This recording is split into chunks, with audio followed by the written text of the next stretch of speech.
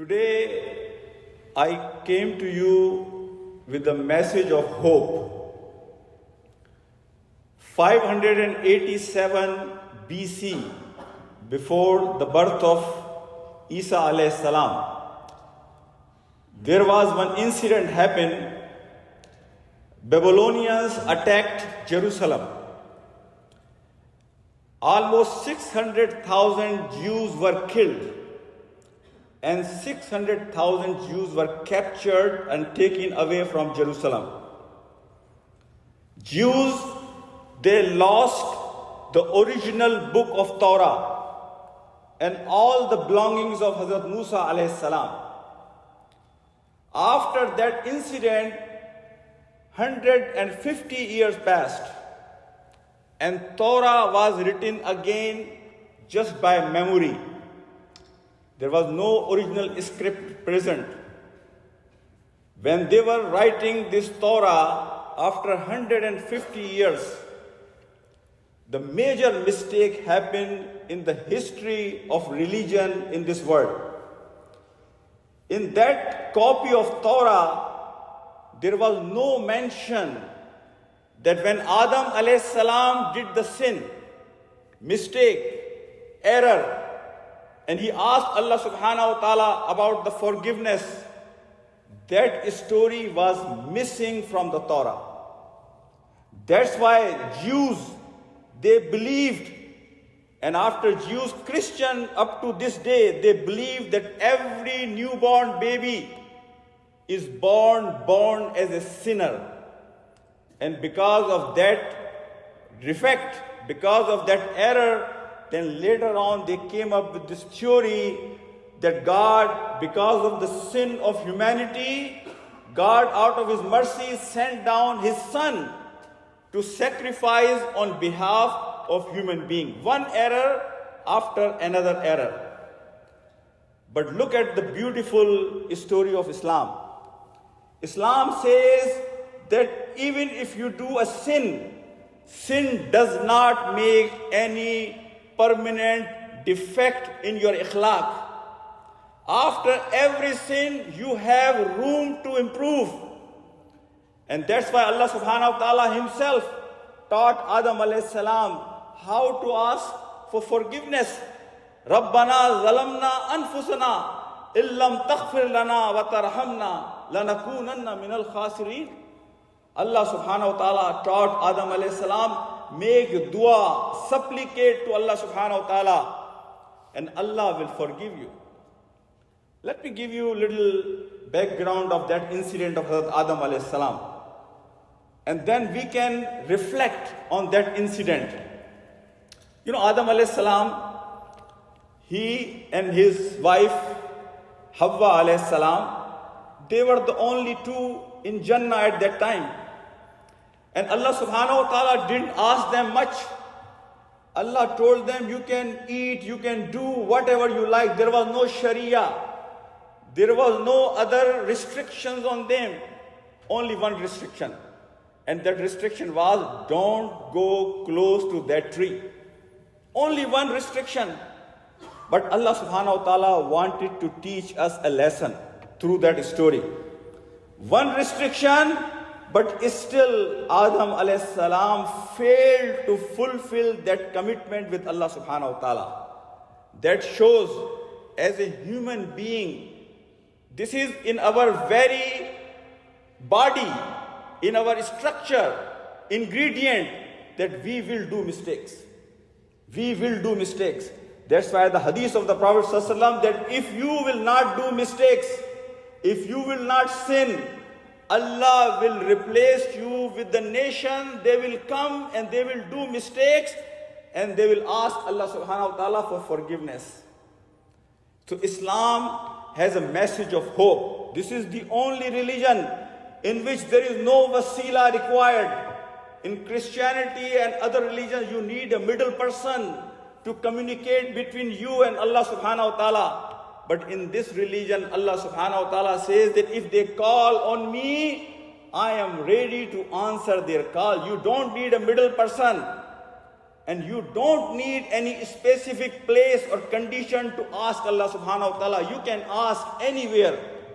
Even if you don't have a wudu, you can raise your hands and ask Allah subhanahu wa ta'ala for forgiveness. My brothers and my sisters. And Allah subhanahu wa ta'ala, who is the ayah I read in front of you, He is ready. Inna Allah yaghfiru dhunuba jamia. Allah is ready to forgive no matter how many sins you have.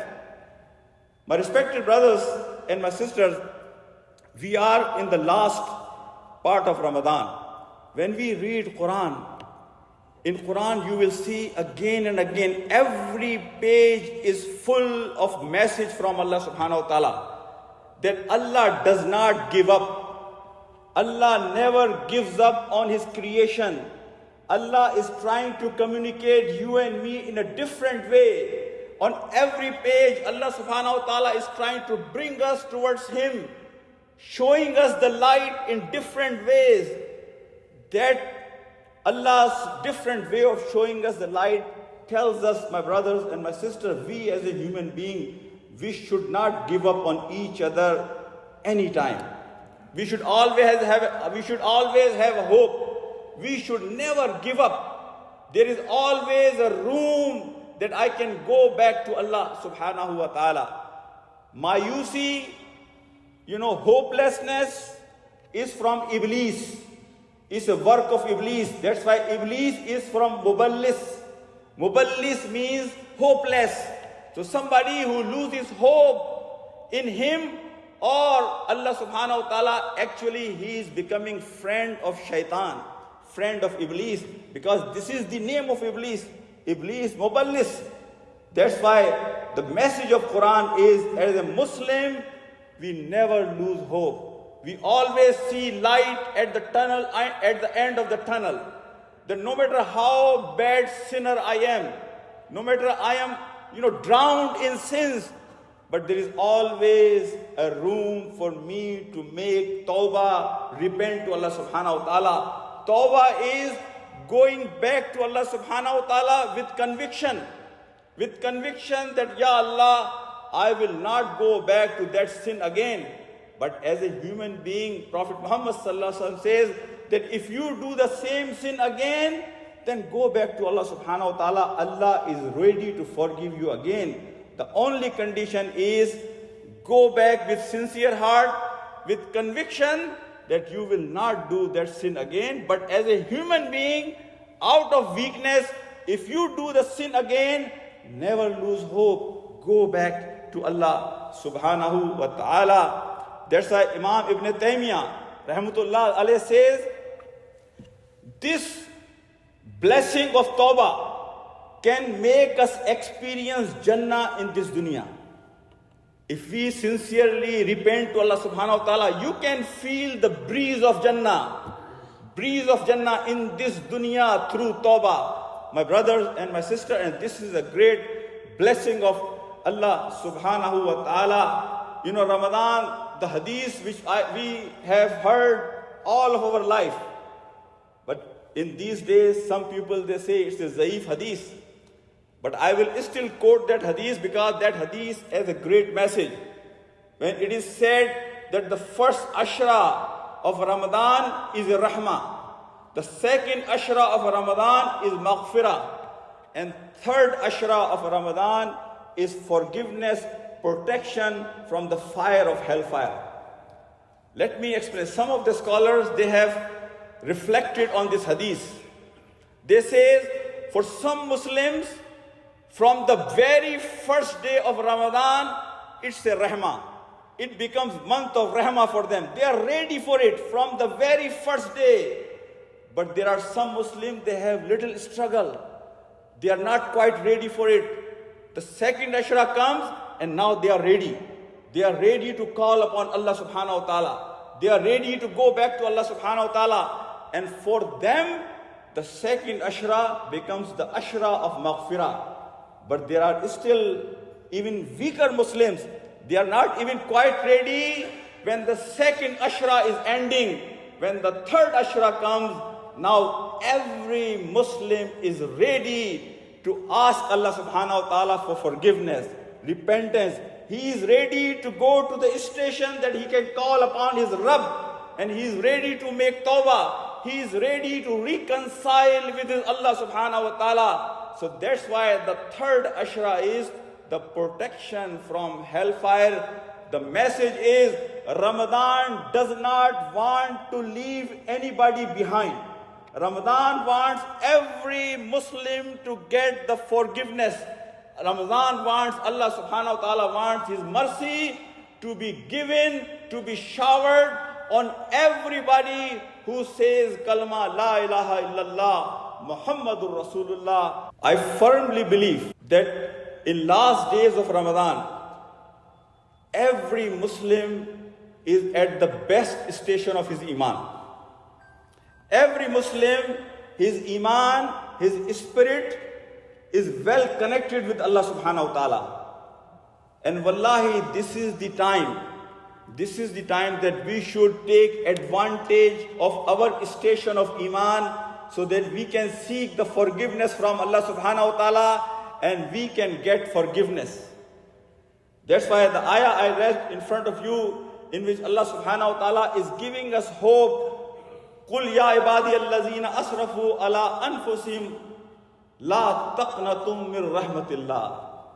Tell my abd, if they wrong themselves, if they make mistake, if they do sin, never lose hope in Allah subhanahu wa ta'ala. Inna Allah yaghfiru dhunuba jamia, because Allah is ready to forgive all of your sins.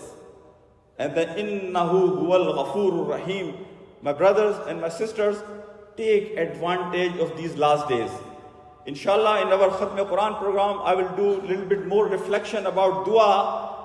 Remember one thing, when you want to make dua to Allah subhanahu wa ta'ala, some scholars, they say, first you should do shukr of Allah subhanahu wa ta'ala. You know, when we ask something, there is a shaiba, that when you are asking something, you may be complaining to Allah subhanahu wa ta'ala about that particular thing you are missing in your life. If I am asking for this dunya, then there is a shaiba, there is a doubt when I raise my hand that I am complaining Allah subhanahu wa ta'ala that you have not given me this dunya. The scholar, they say, then you start your dua with Alhamdulillah. You do thanks to Allah subhanahu wa ta'ala. That, Ya Allah, whatever bounties, neema you have given me, I am shakir to you. I am thankful to you. And the second thing we should do, to do durood on Prophet Muhammad sallallahu alaihi wasallam, acknowledging the best neema that you can give to any soul on this planet is the neema of iman. And I want to say, Ya Allah, I want to send durood on the Prophet, the Messenger, because of whom we are Muslim. Because of him, we got the message of this Tawheed and Iman. So in the beginning of my dua, I want to say thanks to you, Alhamdulillah, and I want to send durood to my Mohsin, my Murshid, my leader, my mentor, my resource, because of whom I happen to be a Muslim. And then you make your dua to Allah subhanahu wa ta'ala. You know, couple of best duas that Prophet Muhammad sallallahu alaihi wasallam has taught us. The very famous dua, Allahumma innaka afuun tuhibbul afwa fa'fu anni. There is another dua which I will share with you, my brothers and my sisters, in which Prophet Muhammad sallallahu alaihi wasallam says, ask, Allahumma ja'alli indaka walija wa ja'alli indaka zulfa wa husna ma'ab. What a beautiful dua. Dua is, Ya Allah, make me walija. Walija is somebody who goes in somebody's house very frequently and freely, without any hesitation. किसी के घर के अंदर किसी का आना जाना हो, and he goes so frequently, he becomes safekeeper. He becomes razdan of that person. Prophet ﷺ is saying, Ya Allah, make me walija. So I visit your house, I visit your door, I knock your rahmah as frequently like anybody goes in anybody's house in and out. So I become really, truly your friend and razdan. And then Allah's Prophet say, Waj'alli indaka zulfa. Zulfa, zulf. Urdu mein kehte hain zulf. Make me closer to yourself. Bring me closer to yourself. Wa husna ma'ab. And make my ending the best of the ending. Wallahi, this dua, inshallah, I have made copies. In Khatm Quran, I will provide everybody these two duas. What a beautiful dua. In first dua, Allahumma innaka afuwun tuhibbul afwa fa'fu anni. Here, Prophet ﷺ did not say, Allahumma innaka ghafoor. Because ghafoor means to protect, to cover my mistakes. Covering mistakes does not mean that mistakes are forgiven. Covering mistakes does not mean you will not be accountable on that day. But afuwun means not only forgive me, but clean my slate. Like there was no sin, there is no ink left, there is no mark left. So wallahi, these two beautiful duas that we should take advantage, my brothers and my sister, of last days of Ramadan, when our iman is in the best condition, when we are close to Allah subhanahu wa ta'ala, our soul, our spirit is uplifted. You all have worked so hard all Ramadan. Everybody in their capacity, whatever time and energy they had, wallahi, every day, end of the day, we all feel exhausted. And that exhaustion in the path of Allah subhanahu wa ta'ala is a sign that I have gone back to Allah subhanahu wa ta'ala. Even though I am tired, but I am standing in front of my Rabb so that I can uplift my soul, I can uplift my ruh, and I can connect with Allah subhanahu wa ta'ala. So let's take advantage, my brothers and my sisters, of last days of Ramadan. I pray to Allah subhanahu wa ta'ala that He gives you me tawfiq, because when we go back to Allah subhanahu wa ta'ala, Allah loves so much. You might have heard that story of camel. When somebody in the middle of desert, he has all his belongings on that camel. His lifeline was on that camel, his water, his food, middle of the desert. And he loses that camel. And he loses hope of life.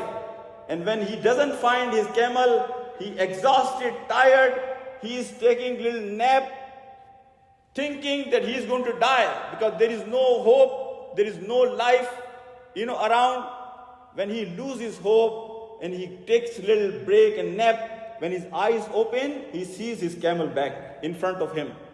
Prophet Muhammad ﷺ says, when he sees camel, that means he is seeing his life back. And out of joy, he gets so happy, he says, Ya Allah, I am your master and you are my slave. Ya Allah, I am your master and you are my slave. So he says other way around.